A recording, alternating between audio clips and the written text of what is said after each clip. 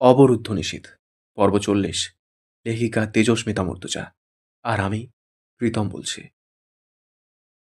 বিকেলের নরম রোদ দোতলার সিঁড়িঘরের জানলা পেরিয়ে চাঁদনির মুখে পড়ছিল। কি যে মোহিনী লাগছিল দেখতে। অন্তুর কপালটা সন্তর্পণে কুঁচকে যায়। পা থেকে মাথা অব্দি স্থির নজর ঘুরিয়ে দেখে বিস্ময়। ভ্রমের মতো লাগছিল। আকাশি রঙা জামদানি শাড়ির পাড়টা সোনালি। দুহাতে সোনালি রুলি বালা চাঁদনির। বিশাল একটা খোপা করেছে ঘাড়ের ওপর। খোপাতে স্বর্ণালী মোড়ক। অন্তু আন্দাজ করতে চায় এটা ঠিক কতটা আভিজাত্যের পরিচয়। পরিমেয় দুর্বোধ হাসি চাঁদনির ঠোঁটে। ১৯ শতকের কোনো উচ্চ জমিদার বংশের ঠাকুরাইন গিন্নি দাঁড়িয়েছে যেন তার সম্মুখে, দুটো দাসী সাথে। চাঁদনির এই রূপ অন্তুর ভেতরে হাজারো সংশয় তৈরি করে। শাড়ির বিশাল আঁচলটা পিঠ ঠেকিয়ে এনে বাঁ হাতের তালুতে ধরেছে। অন্তুর সূক্ষ্ম পর্যবেক্ষক নজর এড়িয়ে চাঁদনি অদ্ভুতভাবে মুচকি হাসে। তুমি কিন্তু এখনো আমায় ভেতরে আসতে বলনি। রহস্যে ভিজে উঠছিল চাঁদনির মুখখানা। অন্তু নজর নামায়। আসুন। চলনের ভঙ্গিমায় অন্যরকম চাঁদনির। সেদিনের মতো ম্লান নয় মুখশ্রী। হালকা প্রসাধনী আর আভিজাত্যে মেতে আছে চেহারাটা। রিমি চিনতে না পেরে তাকিয়ে থাকে। চাঁদনি সোফার সম্মুখে এসে দাঁড়িয়ে বলল, তুমি কিন্তু বসতেও বলনি অন্তু। চাঁদনির চোখে মুখে রহস্যের ঘনঘটা। সোফায় বসে এদিক ওদিক তাকালো চাঁদনি।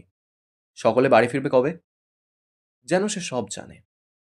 রিমি ভ্রু কুঁচকে চেয়ে থাকে। সে চিনতে পারছে না মেয়েটিকে। এত ঐশ্বর্যপূর্ণ রূপ। নারীটি কে? আরমিন পরিচিত বলেই মনে হচ্ছে।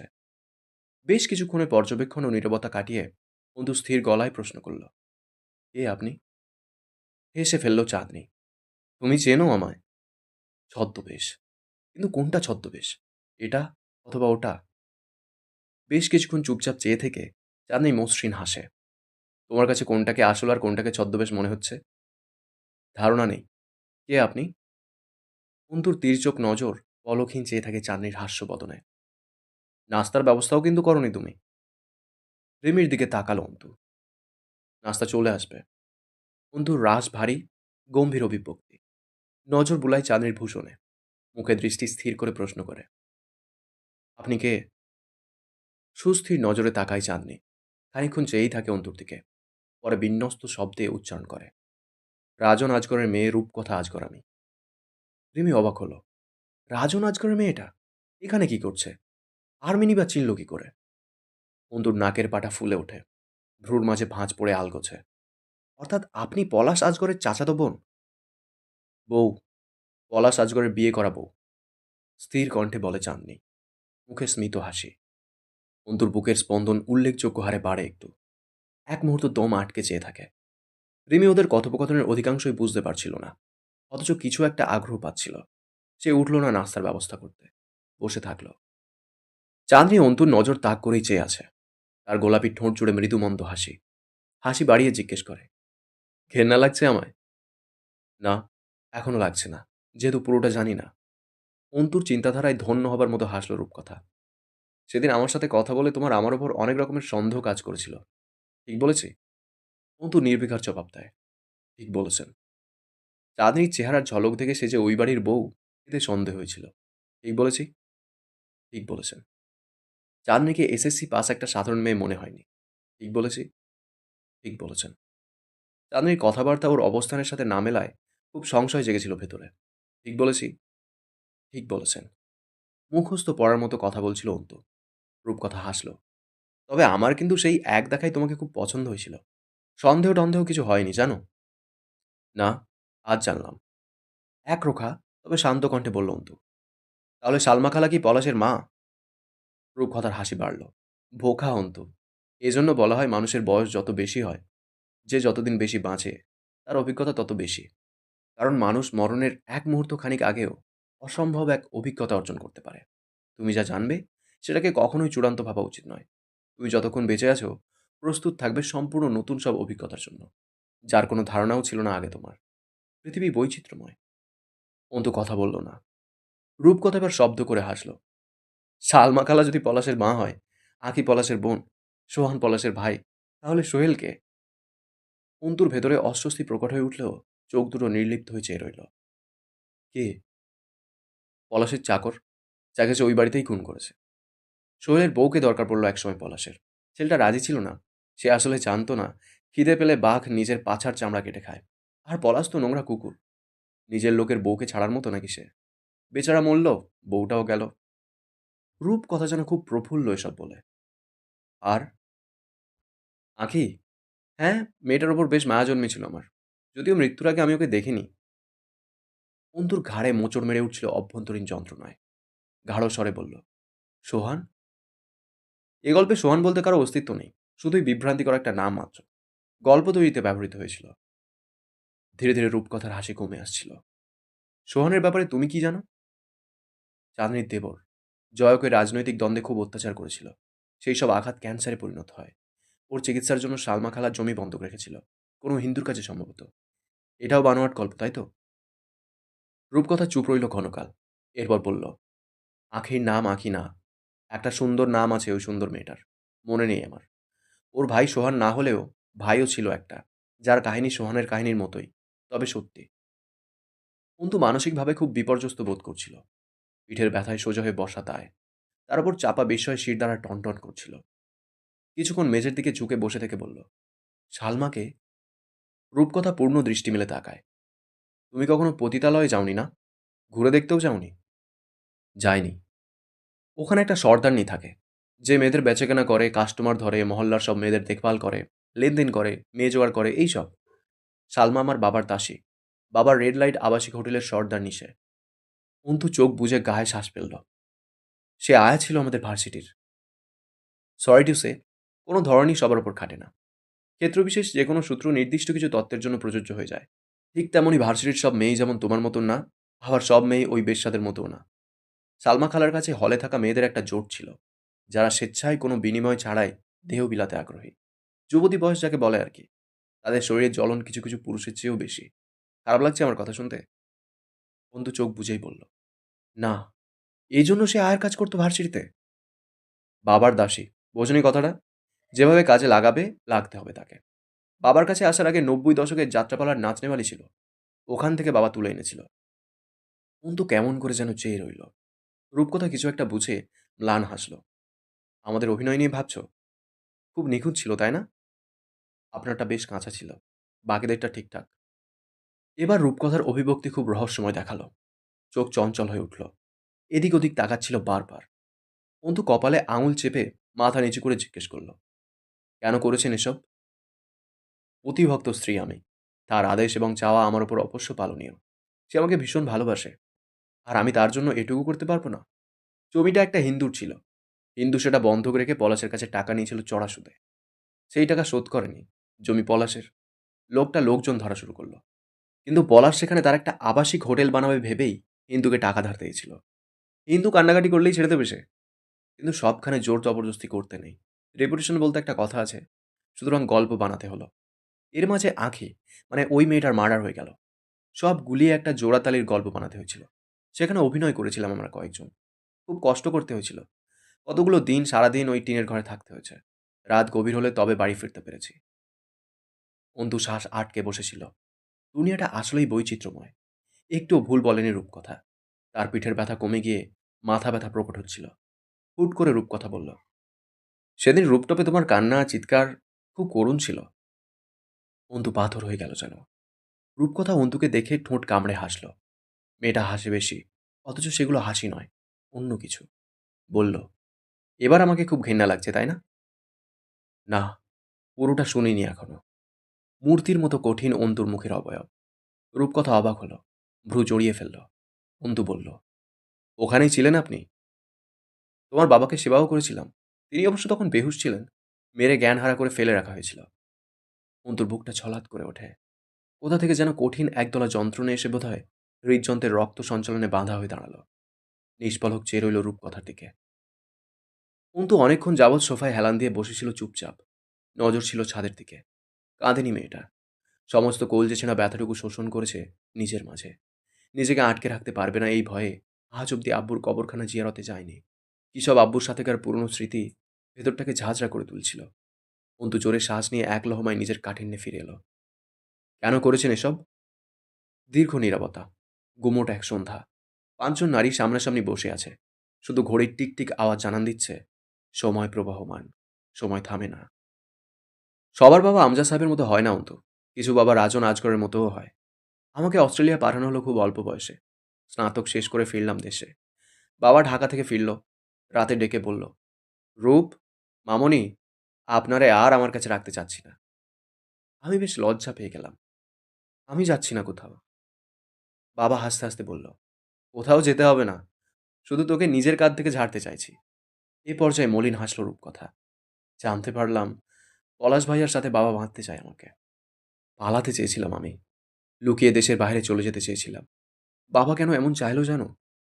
বাবার ধান্দা সামলানোর ক্ষেত্রে বড় চাচার ছেলে পলাশ বাবার চেয়েও বেশি দক্ষ। আর তাকে হাতে রাখতে, সম্পত্তি নিজের রক্তের কাছে রাখতে, সে নিজের ঔরসজাত মেয়েকে বলি দিতে পারে বাবা শখের সাথে। এই অবস্থায় তুমি হলে কি করতে অন্তু? বাবাহীন সন্তান আমি, এই পরিচিতিতে জীবন কাটিয়ে দিতাম। ওটা তো জারজের পর্যায়ে চলে যেতে, তুমি বাস্টার্ড বলে পরিচিত হতে। আপনার বাবার মতো বাবাকে বাবা মানার চেয়ে কি ভালো নয় আমি পিতৃ পরিচয়হীন অজন্মা হয়ে বাঁচব? উদাস হয়ে পড়ল রূপকথা। আমি পারিনি, বাবার স্বার্থপরতার কাছে মানসিকভাবে হেরে গেছিলাম। এরপর, এই তুমি আমার বাসরাতের গল্প শুনবে? অন্তু জবাব দিল না। রূপকথা সোফাতে শরীর এলিয়ে শাড়ির কুচি গুটিয়ে পায়ের ওপর পা তুলে বসল, দৃষ্টি ছাদে নিবন্ধ।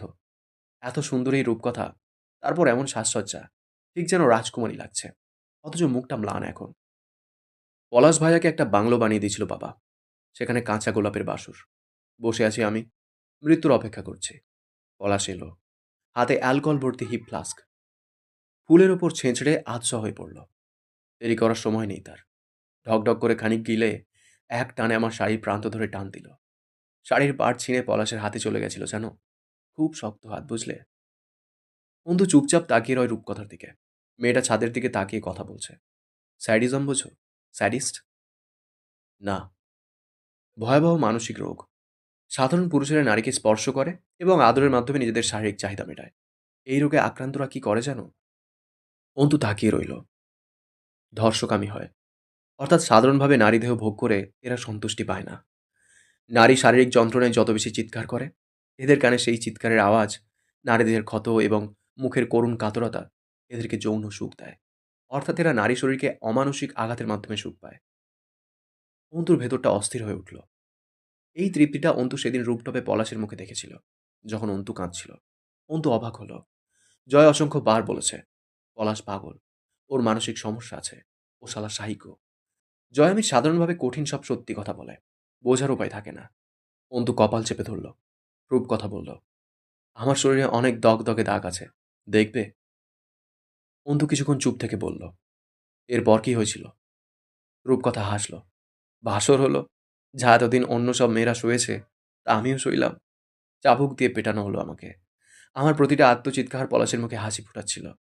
একটা মজার কথা শুনবে অন্তু? অন্তু তাকায়। রূপকথা হাসল।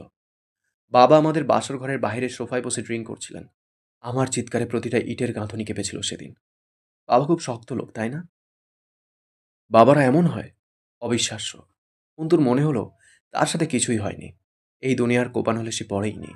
হুম, জয় এমন নয়। জয় ঘৃণ্য, তবে তুলনায় গেলে জয় অনেক সুস্থ। জিজ্ঞেস করল, এরপর? আমাকে উল্টো করে শক্ত করে খাটের সাথে বাঁধল পলাশ দড়ি দিয়ে। অন্তু আর শুনতে চাইল না।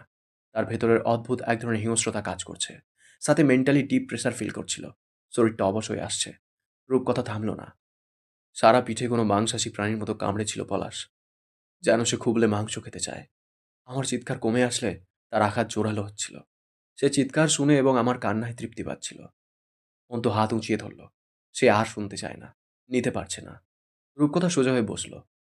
তোমার মনে প্রশ্ন আসছে না, বাবা কি করে সহ্য করছিল? বাবার আবার এমন হয় নাকি? অন্তু উঠে দাঁড়িয়ে পড়ল। সে আর নিতেই পারছে না। তার সামনে বাবা মানে আমজাদ সাহেব, এক ব্যক্তিত্ববান, গম্ভীর, কর্তব্যপরায়ণ, নিখুঁত মানুষ। অস্থির চিত্তে এদিক ওদিক তাকালো। ঘেমে উঠেছে শরীরটা। তার মনে হচ্ছিল সে কোনো ডার্ক ম্যাগাজিন পড়ছে। এসব বাস্তব হতে পারে না। হাত পা ঘষতে ঘষতে বসে পড়ল। রূপকথা একদম স্বাভাবিক, চোখে মুখে বরফের মতো শীতলতা। মনে হচ্ছে সে খুবই রিল্যাক্সে আছে। অন্তু বলল, আপনার তথাকথিত বাবা, অর্থাৎ রাজন আজগরও পাগল? রূপকথা হেসে ফেলল। পেডোফেলিয়া বোঝো? বোঝান, আজ অনেক কিছু বোঝার আছে আমার। শিশু নির্যাতনের প্রবণতা, অর্থাৎ যা পলাশ নারীর সাথে করে, বাবার তা ছোট বাচ্চাদের সাথে করার নেশা আছে। পলাশ সেক্সুয়াল স্যাডিস্ট। বাবা পেডোফিলিক স্যাডিস্ট। অর্থাৎ এরা মানুষকে অত্যাচারের মাধ্যমে তাদের আত্মচিৎকারের আওয়াজে তৃপ্তি পায়। রিমি পাথরের মতো বসেছিল। এতক্ষণ সে যেন শুধুই ঠাকুর ঘরে সাজিয়ে রাখা মূর্তি। নিঃশ্বাসও ফেলেনি বোধহয়। এবার বিক্ষিপ্ত এলোমেলো একটা শ্বাস ফেলল। পুরো বংশরাই পাগলের কারখানার শ্রমিক। অন্তু অনেকক্ষণ পর জিজ্ঞেস করল, এসব হয়েছে আপনার সাথে, আর আপনি কি করেছেন? করিনি বলছো? অনেক কিছু করেছি। আমি যা করেছি তা নিতে পারবে তো? আমি কি করেছি তা জানো তুমি? অন্তু স্থির চেয়ে থাকলো। রূপকথা বলল, মানুষ ব্যথার কাছে খুব স্বার্থপর হয়ে যায় অন্তু। যে কোনোভাবে সে নিষ্কৃতি চায়। আমিও তাই চেয়েছি। তার জন্য এমন সব নোংরা কাজ করেছি যার ক্ষমা নেই। পলাশ যা বলতো শুনতে শুরু করলাম। শর্ত, সে আমার কাছে আসবে না। হাজার রাত নিজের ঘরে বসে অন্য মেয়েদের মরণ চিৎকার শুনতে শুনতে আমি জানোয়ার হয়ে গেছি অন্তু। কিচ্ছু মনে হয় না। শুধু মনে হয় আমার সাথে তো হচ্ছে না। আমি তো বেঁচে গেছি। শরীরের ব্যথাগুলো আর ওইসব নারকীয় রাত মনে পড়লে আমি আর এক পলাশ হয়ে যাই।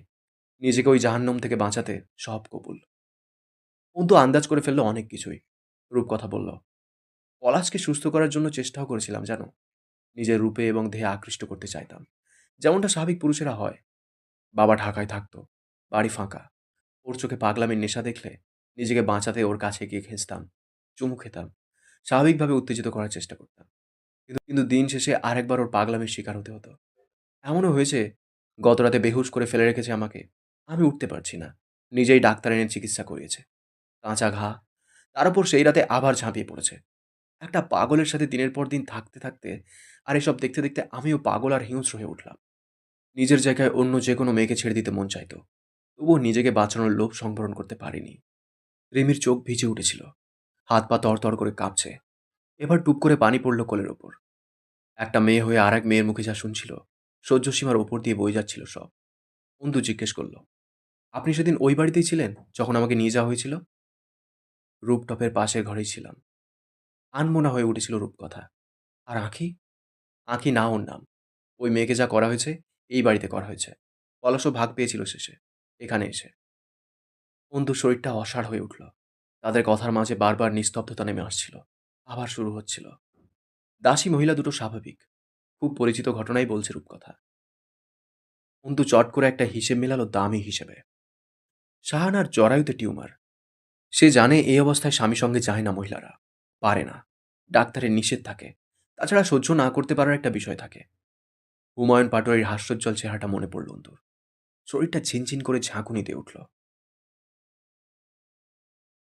এতক্ষণ শুনলে অবরুদ্ধ নিষেধের 40তম পর্ব। কেমন লেগেছে কমেন্ট করে জানিও। তোমাদের একটা কমেন্ট আমাকে প্রচুর মোটিভেট করে। পরবর্তী পর্বগুলো খুব শীঘ্রই চলে আসবে এই চ্যানেলেই। তাই চ্যানেলটাকে সাবস্ক্রাইব করে রেখো। দেখা হচ্ছে খুব তাড়াতাড়ি। ততক্ষণ সুস্থ থেকো, ভালো থেকো। Thank you.